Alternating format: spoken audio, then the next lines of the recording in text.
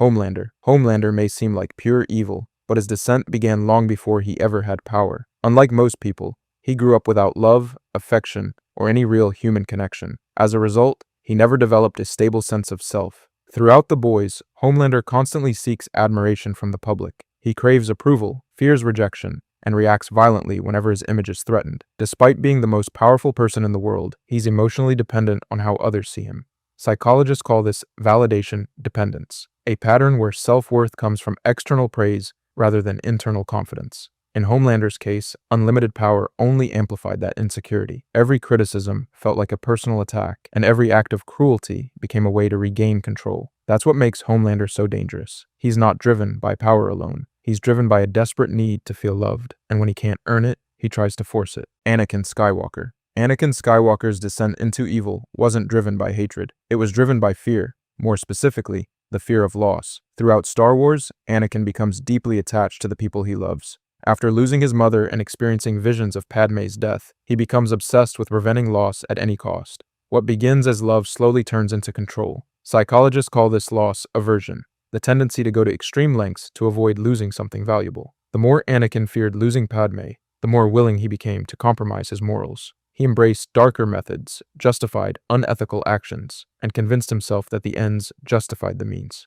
The tragedy is that Anakin didn't fall because he stopped caring about others. He fell because he cared so much that he couldn't let go. In trying to prevent a future he feared, he created it himself, transforming from a hero who wanted to save people into Darth Vader, one of the most feared villains in the galaxy. Eren Yeager. Eren Yeager's descent into evil began with a simple desire: freedom. After watching his mother die and learning that his entire world had been built on lies, Eren became obsessed with breaking every chain that restricted him. At first, that goal seemed heroic. He wanted to protect his friends and free humanity from oppression. But as the truth about the world became clearer, Eren's idea of freedom changed. He no longer saw enemies as individuals. He saw entire populations as obstacles standing between him and the future he wanted.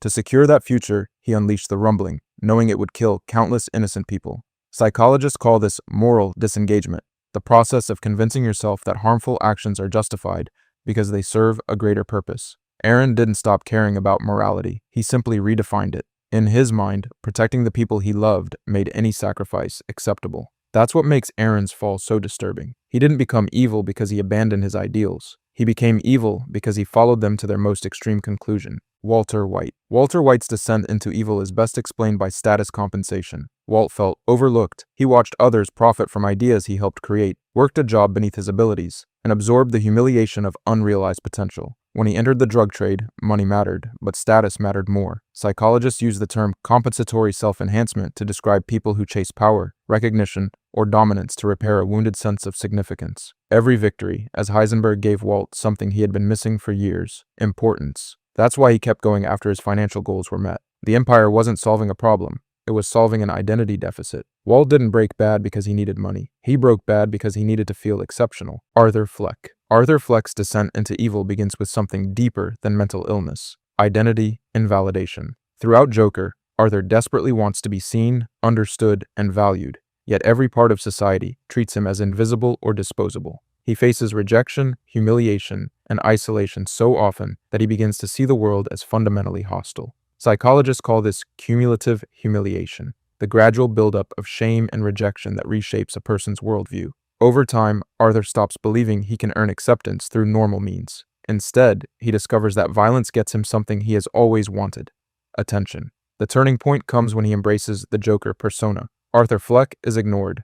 Joker is impossible to ignore. What started as a search for belonging becomes a quest for significance. That's what makes his transformation so disturbing. Arthur doesn't become evil because he loses his mind. He becomes evil because he finally finds an identity that makes him feel seen. Light Yagami. Light Yagami's descent into evil is best understood through a psychological phenomenon called moral licensing. After obtaining the Death Note, Light convinces himself that his actions are justified because they're serving a noble purpose. He isn't motivated by money, revenge, or personal trauma. He genuinely believes he's making the world a better place. At first, Light targets criminals, but moral licensing creates a dangerous trap. Once people see themselves as morally superior, they become more willing to excuse their own unethical behavior. Because Light views himself as humanity's savior, he begins treating his decisions as automatically correct. Anyone who opposes him is no longer a person with a different perspective. They're an obstacle to justice. As his power grows, so does his sense of infallibility. The mission stops being about creating a better world and starts becoming about protecting his vision of it. Gradually, justice transforms into control. That's what makes Light's fall so fascinating. He doesn't become evil by abandoning morality. He becomes evil by believing that he alone has the authority to define it. Daenerys Targaryen. Daenerys Targaryen's descent into evil can be understood through a concept called moral exceptionalism.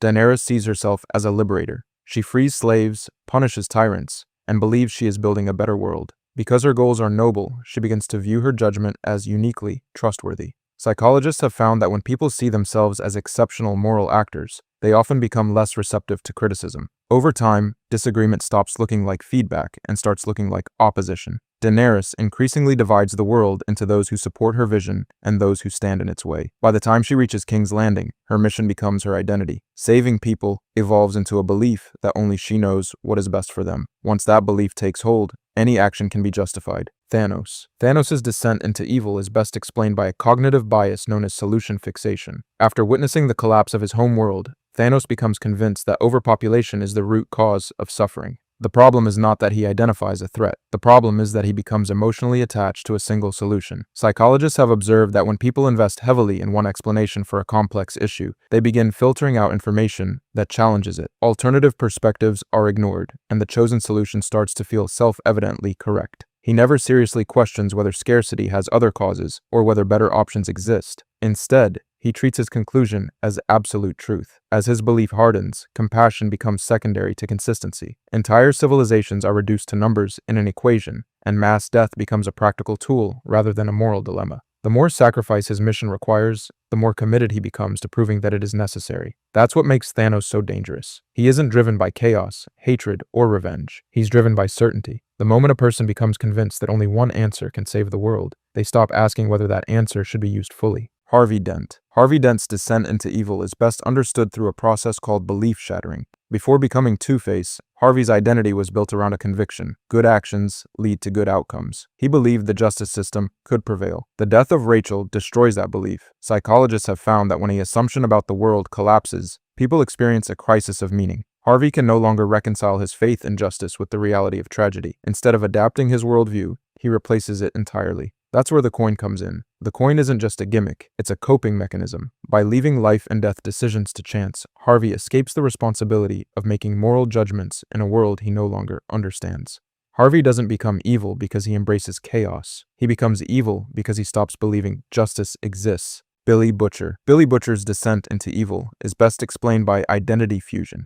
After losing his wife to a soup, revenge stops being something Butcher wants. It becomes who he is. His hatred of soups becomes so deeply tied to his identity that abandoning the mission would feel like abandoning himself. Psychologists use the term identity fusion to describe situations where a person's cause becomes inseparable from their sense of self. When this happens, moral boundaries often become more flexible because protecting the mission feels equivalent to protecting one's own existence. Throughout The Boys, Butcher repeatedly justifies manipulation, betrayal, and collateral damage in pursuit of his goal. He condemns the cruelty of people like Homelander, yet gradually adopts many of the same tactics he claims to hate. The mission becomes more important than the principles that originally inspired it. That's what makes Butcher's fall so tragic. He doesn't lose himself while chasing revenge. He loses himself because revenge becomes himself. Magneto. Magneto's descent into evil is best explained by trauma generalization, the tendency to take lessons learned from genuine suffering and apply them to everyone. As a child, Eric witnessed unimaginable persecution and learned a painful lesson. Vulnerable people get destroyed.